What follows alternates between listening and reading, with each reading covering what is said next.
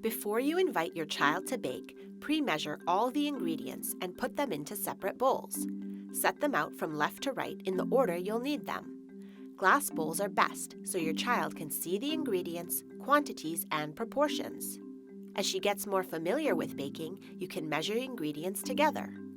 For now, simplifying the process will help her have fun and be successful. Invite your child to wash her hands, then show her how to put on the apron and hat. She can slide the apron over her head.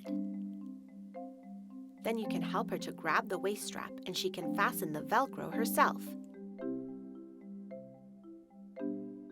This apron is designed for independence. When you're finished baking, she can undo the Velcro strap from the side and then pull down to release the next strap. If you also put on an apron, you send the message that you're collaborating on something important.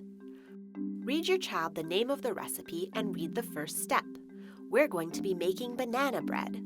I'm going to read the recipe. We need 1 3/4 cups flour. This is flour. This is our mixing bowl. Watch. Continue reading the recipe step by step, introducing her to each ingredient and asking her to add it to the bowl. When choosing a mixing bowl, choose a heavy bowl with a handle or use a bowl with a non-slip base. When it's time to mix, show your child the wooden spoon. Tell her, "This is a wooden mixing spoon. Watch."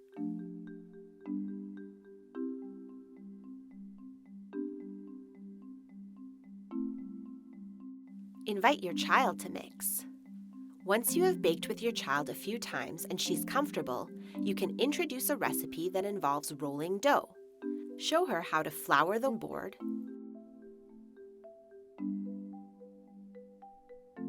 and how to flour the rolling pin.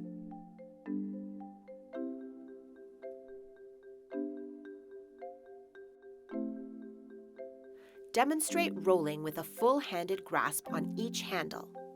Then offer her a turn. When you've finished baking, involve your child in cleaning up.